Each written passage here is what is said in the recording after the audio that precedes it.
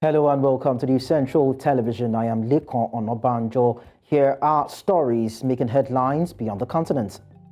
We begin the news in Europe, where at least 2 people have died and 2 more injured when a bridge under construction collapsed in the Netherlands on Wednesday. The Regional Safety Authority wrote on X, formerly known as Twitter, that an industrial accident occurred while building a bridge. Earlier, the authority had said that part of the bridge under construction in Lochem in the east of the country had collapsed. They had initially given a toll of 4 injured, 3 of them seriously. It is not clear whether the 2 dead were part of that original toll. Max Schurkrink, project manager of the Gelderland province, where the building site is located, said he was enormously shocked having seen the accident within his own eyes. But I'll tell you that the British Prime Minister Rishi Sunak says the UK has sanctioned 6 officials running the Arctic penal colony where Russian opposition figure and critic of President Vladimir Putin, Alexei Navalny, died, saying Britain and its allies were considering all options to hold Russia and Putin to account. UK Foreign Minister David Cameron on Wednesday said those responsible for Navalny's brutal treatment should be under no illusion and will hold them accountable. The sanctioned individuals will be subject to freezes of any UK assets and travel bans. They include Vadim Konstantinovich Kalanin, who oversaw the IK3 Arctic penal colony called Polowolf, and 5 of his deputies. Will join me in sending our deepest condolences to the family of Alexei Navalny. He died for a cause to which he dedicated his whole life, freedom. And to return home knowing that Putin had already tried to have him killed was one of the most courageous acts of our time. Together with our allies, we are considering all options to hold Russia and Putin to account, and this morning we sanctioned those running the prison where Alexei Navalny's body still lies. Mr. Speaker, this morning I had meetings with ministerial colleagues and others. In addition to my duties in this House, I shall have further such meetings later today. Now, Stella Assange says attempts to extradite her husband, jailed WikiLeaks founder Julian Assange, to the U.S. to face espionage charges over the publication of secret military and diplomatic files are a criminalization of journalism and the truth. While addressing the supporters outside the UK court, where Assange's lawyers are making a last-ditch bid to fight the extradition, lawyers for the United States on Wednesday urged a UK court to block a last-ditch bid by Julian Assange to appeal his extradition to the country to face espionage charges. Washington indicted the WikiLeaks founder multiple times between 2018 and 2020 over its publication of hundreds of thousands of secret military and diplomatic files on the US-led wars in Iraq and Afghanistan. To argue is that state secrets trump revealing state crimes. This is the balance they're trying to shift. They want impunity, they don't want to be scrutinized, and journalism stands in the way. And in that courtroom, they are having to make their position increasingly clear. They have to admit that what they're doing is criminalizing journalism, is criminalizing the truth. They are liars, they are criminals, and they are persecuting the journalists who expose them.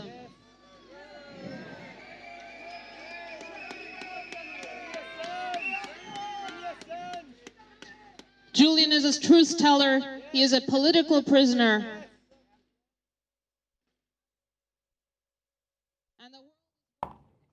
Now, joining us on the news to give us an update is our international correspondent, Afia Hagen. Now, Afia, can you give us an update on Julian Assange's extradition?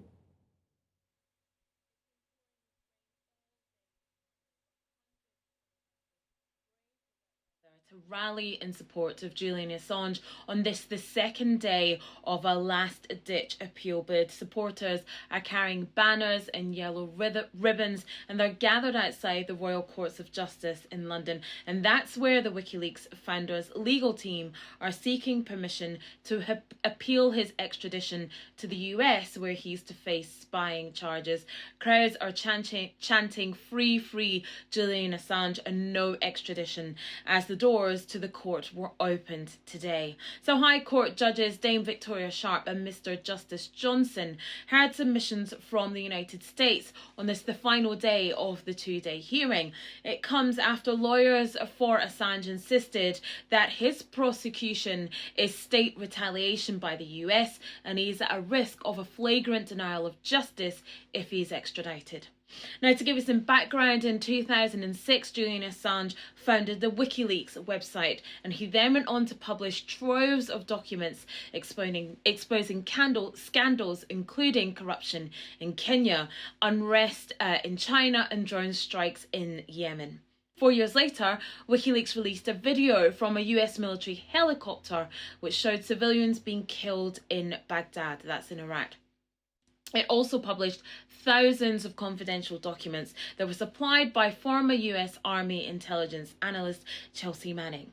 In 2019, the US government indicted Julian Assange on 18 charges relating to WikiLeaks, to that release and the release of millions of secret government documents, those related to conflicts in Iraq and Afghanistan. Now, Julian Assange has been in Belmarsh prison in London since then as he fights extradition to the United States. Claire Dobbin KC for the United States told the court that the US prosecution of Julian Assange was based on law and evidence and not his political opinions. She insists that the WikiLeaks founder put people at grave and imminent risk by including their names and the names of individuals who assisted the US in unredacted classified documents which he knew would indiscriminately and knowingly publish to the world. She went on to say that these were documents that disclosed to the world the unredacted names of human sources who provided information to the US. And she added that this is what separates Julian Assange from the New York Times or any other news outlet which also published the information exposed by WikiLeaks. She added that WikiLeaks and Julian Assange had explicitly solicited these clarified documents and sought to recruit and work with hackers to obtain that information legally. Now, in written submissions, Dobbin and James Lewis, KC, described the leak as one of the largest compromises of classified information in the history of the United States. And they went on to say it specifically alleged against the appellant that by publishing this information on the WikiLeaks website, he created a grave and imminent risk that human sources named in those documents would suffer serious physical harm. Now, Julian Assange was not in court yesterday and will not be in court today. And his brother has said that the WikiLeaks founder's health is deteriorating in Belmarsh prison as he prepares for this final bid against his extradition to the United States.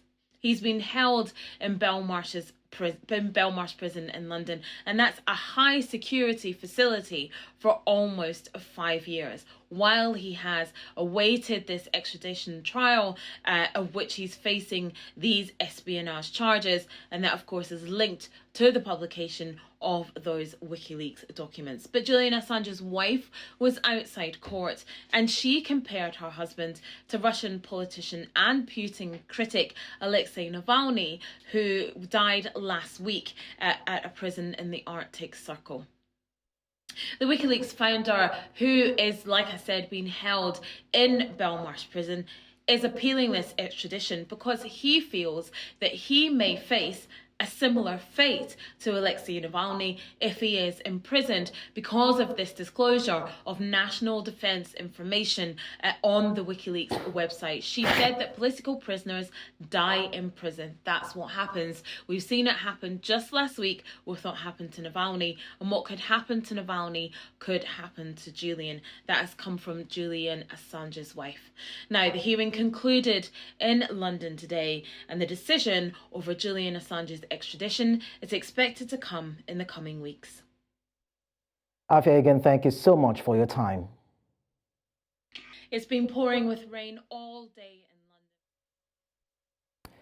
Let's move on now, even as we tell you that hundreds of tractors rolled into Madrid on Wednesday for fresh protests by Spanish farmers angered by what they say is unfair competition, with similar moves taking place in France, Poland and Greece. Alberto Navarro, one of the farmers, say they are selling grapes at the same price as they were sold in the 1970s. Top union representative Luis Cortez told newsmen that Spanish farmers and livestock breeders have been protesting since February 1 for product prices to cover their production costs and for non-EU imports to face the same regulations they do. Cortez adds that a string of measures announced last week by Spain's left-wing government did not go far enough to address the problems. Los precios que tenemos son una ruina. Estamos vendiendo las uvas al mismo precio que se vendían en los años 70. Sin embargo, el gasoil, los abonos y todo nos ha subido de precio. Pero no puede ser que a 20 céntimos un kilo de uva no sacamos para pagarle a los vendimiadores ni a las máquinas. Es una vergüenza. Y bueno, nos tienen muy estrictos la Unión Europea con sus políticas agrarias y nos están asfixiando. El campo lo que está pasando es que se está abandonando. Se está abandonando porque ya no hay nadie que pueda seguir y los que los podemos mantener es porque lo tenemos en unión familiar, pero ya no da para pagar ni siquiera a un jornalero. Porque me gusta, mi familia trabaja siempre en el campo, mi abuelo, toda mi familia trabaja siempre en el campo y me gusta el campo, pero no nos dejan seguir. We'll now tell you that at least 60 Russian troops have been killed after a training area in occupied eastern Ukraine was hit by 2 missiles. A Russian official confirmed that a strike took place, but described the reports as grossly exaggerated. The attack reportedly came hours before Russian President Vladimir Putin met his defense minister Sergei Shoigu. At the meeting, Shoigu claimed Russian successes in several areas of the front line and spoke of the recent capture of the town of Avdiivka, but made no mention of the Donetsk region incident. A soldier who survived the incident said during a video recording of the aftermath that the brigade's commanders had made them stand in an open field. And now to the war in Gaza. British politicians will today debate a motion to call for a ceasefire in Gaza. The SNP brought the motion while the government and Labour have both put forward amendments. Labour has called for an immediate humanitarian ceasefire, a change in approach from its previous handling of the issue. It had previously called for a ceasefire that lasts in the Middle East, but stopped short of using the word immediate. Meanwhile, the government says ministers want an immediate humanitarian pause in the fighting before supporting moves towards a permanent, sustainable ceasefire that involves Hamas freeing all hostages, the Palestinian militant group relinquishing control of Gaza, and international efforts to create a two-state solution. The amendment says it supports Israel's rights to defend in compliance with international humanitarian law. In the meantime, British Prime Minister Rishi Sunak says an immediate full ceasefire between Israel and Hamas, which collapses into fighting, would not be in anyone's interest ahead of a parliamentary debate on the issue. While speaking during his weekly question session, Sunak tells the House of Commons that he backs an immediate humanitarian pause ahead of a mission and motion, and including a vote on a ceasefire in the chamber. Sustainable ceasefire, but just, Mr. Speaker, this afternoon the House will have an opportunity to consider its approach to the situation in Israel and Gaza. Our position is crystal clear. We have called and will always call for an immediate humanitarian pause, which would allow the safe release of hostages and more aid going into Gaza to create the conditions for a genuinely sustainable ceasefire. But just calling for an immediate full ceasefire now, which collapses it back into fighting in days or weeks, would not be in anyone's interest, Mr. Speaker. We are committed not just to immediate humanitarian pause, but also to finding a lasting resolution to this conflict, which delivers on the promise of a two-state solution and ensures that Israelis and Palestinians can live in the future with dignity and security. You're watching Beyond the Continent. We go on a short break now. Do stay with us as we bring you more stories when we return.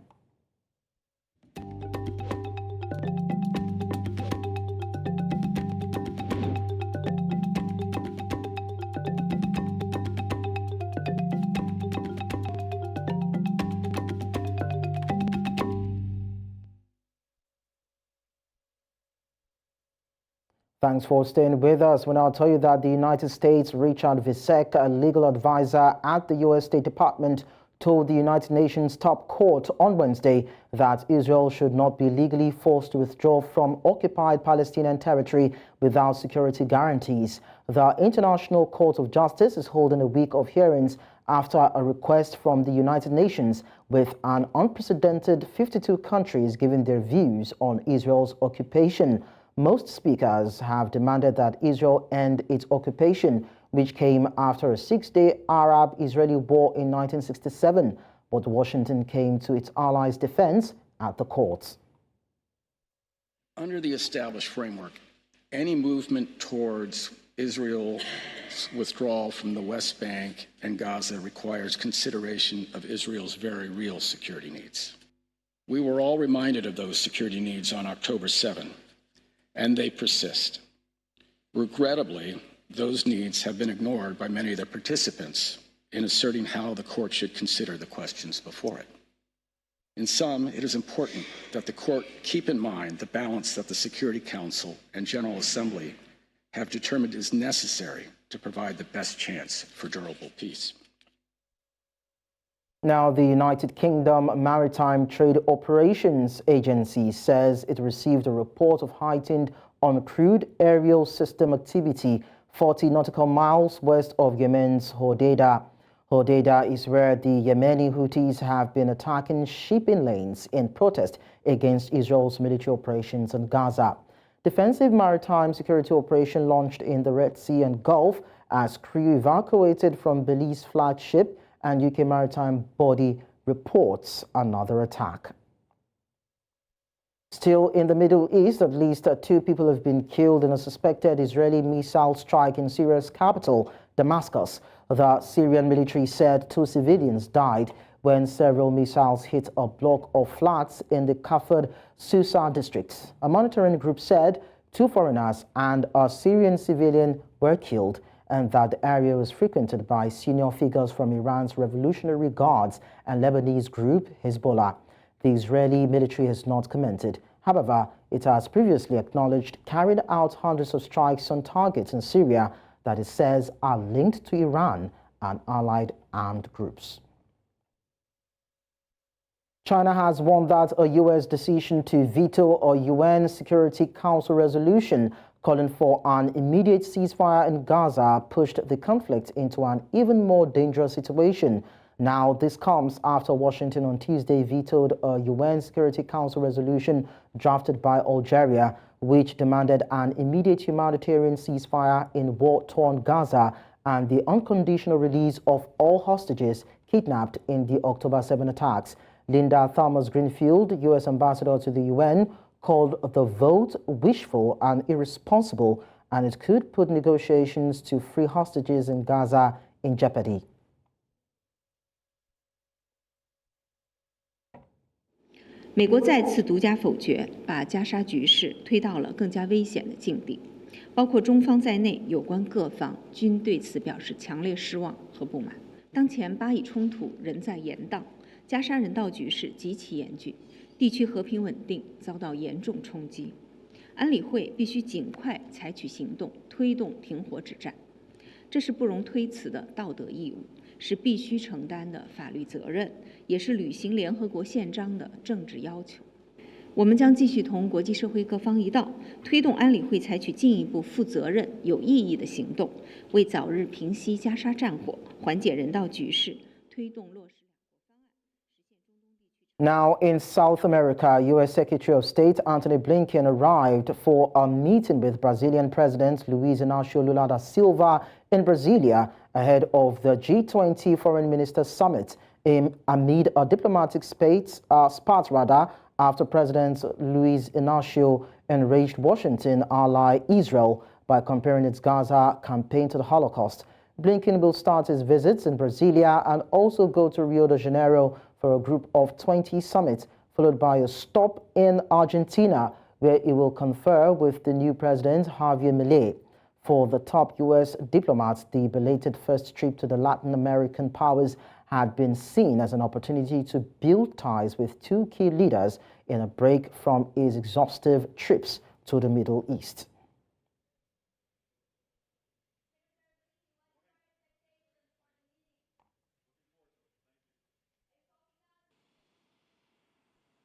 And in Asia, we tell you that Indian police fired tear gas and water cannons on Wednesday to scatter thousands of farmers trying to stage a protest march to Delhi after they rejected a government offer on prices for their produce, prompting an offer of fresh talks. The farmers, mostly from the northern state of Punjab, have been demanding higher prices backed by laws for their crops. Fleeing the tear gas and clouds of smoke, the farmers, some wearing medical masks, ran into fields surrounding their gathering point on a highway about 200 kilometers north of the capital, New Delhi. When they tried to regroup, the police fired more tear gas shells at them.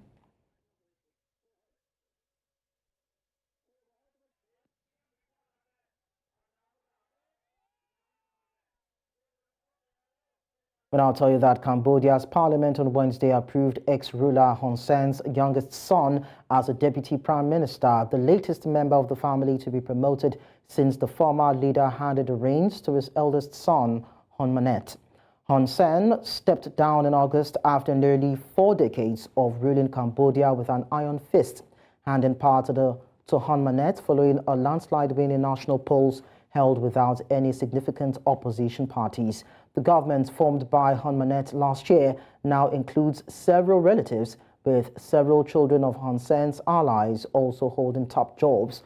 All 120 lawmakers, including Hun Sen, endorsed 41-year-old Civil Service Minister Hun Manet as a deputy prime minister on Wednesday at the request of Hun Manet. There are 10 other deputy prime ministers already serving. And that's all at this hour. Do not forget to send your eyewitness report to the WhatsApp number on your screen. You can follow us on social media. We are at News Central TV. You can also watch News Central on DSTV channel 422, Star Times channel 274, Avo TV and YouTube. Many thanks for watching. I am Lekon Onabanjo.